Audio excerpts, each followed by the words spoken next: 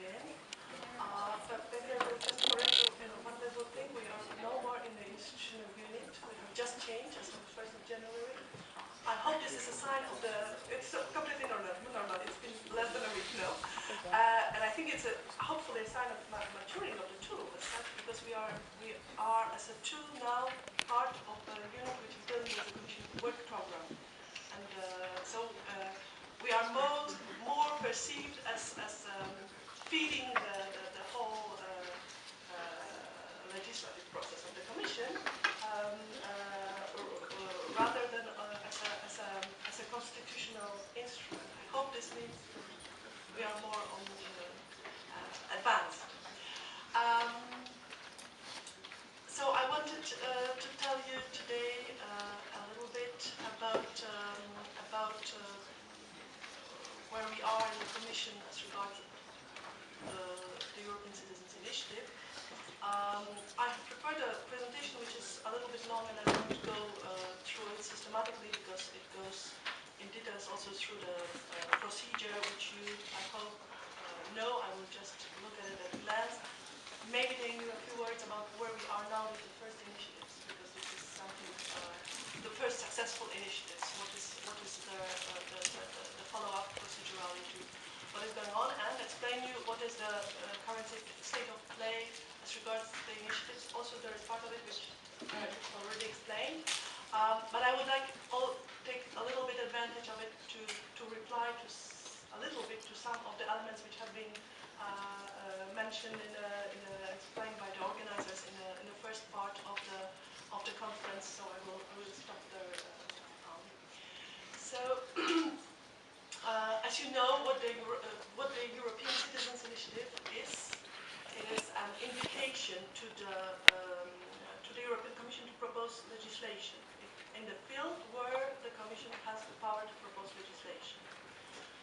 It has to be backed by at least 1 million of EU citizens from at least 7 out of 28 member states. And it is indeed a first transnational tool of participatory democracy. We've been talking already about it. It is, I won't say revolutionary, because it does not show as such for the moment. It's clearly a very new legislative tool for which there are no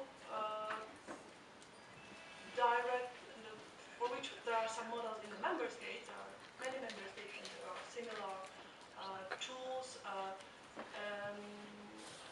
allowing citizens directly to influence either the agenda or directly the legislative process.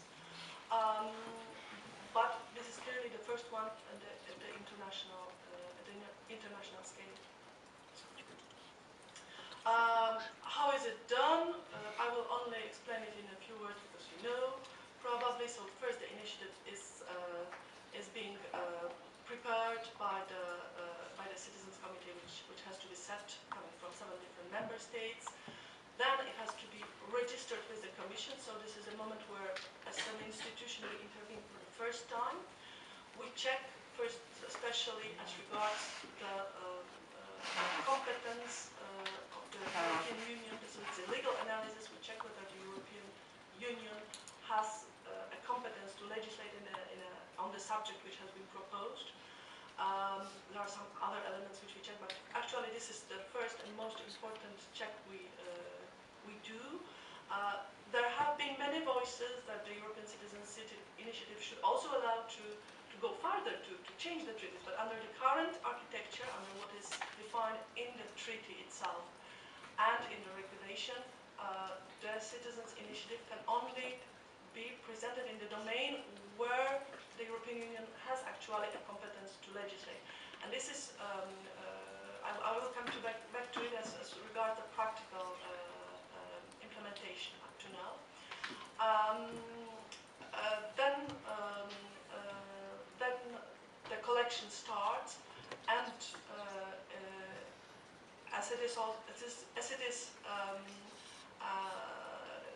and the ECI clear innovation also is the fact that the statement of support for the initiative can be collected online, and it's rare for the binding legal tools. We have many petition instruments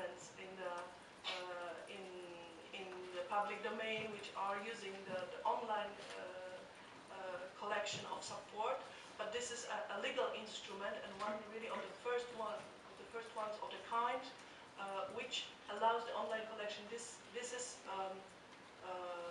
the strength and the weakness of this instrument, as was explained by the organizers, and I will also try to come back to this. But the intention is, of course, to make it most available possible to the citizens. So once the initiative is registered and it starts the collection, it has 12 months as a date of registration to collect statement of support. It can collect at least in 7 member states, as we have seen. Many initiatives try to collect throughout the whole European Union, or at least as many member states as they can. Once they have collected the statement of support, they close the collection and they present this statement of support for verification to the competent authorities within member states, who verify them, validate them, and issue a certificate confirming how many actually validated statements of support have been collected for a given member state. And if this certificate sum up to over 1 million of signatures, the initiative as a successful one can be presented to the Commission, which triggers the Commission's examination and the reply from the Commission. And if the Commission decides to follow the initiative, the regular legislative procedure starts. I will pass through our explanation on the procedure, because I think I will maybe come back to something if it's important, but I think you know most of it. And stop the final stage of the successful initiative, because this is something we are focusing right now on very strongly, because we have got to the first initiatives which have collected 1 million signatures. We've been waiting for it for some time, and there is one initiative which, Right of Water, which has been presented as a successful one to the Commission, and 2 more which are hopefully in the pipeline. They have declared that they have more than 1 million signatures. What should happen now, formally speaking? The Commission has 3 months to respond as of the date the initiative has been submitted. Within these 3 months, what has to happen is a meeting with the organizers in the Commission, where they are given opportunity to explain in detail their initiative. So there have been up to now no such hearing in the Commission on the initiative as it has been in the ECOSOC committee and even in the Parliament. I think what it shows is a little bit a difference of a role between these institutions which directly represent citizens and the role the Commission has in it. The Commission is somehow interlocutor of successful initiatives.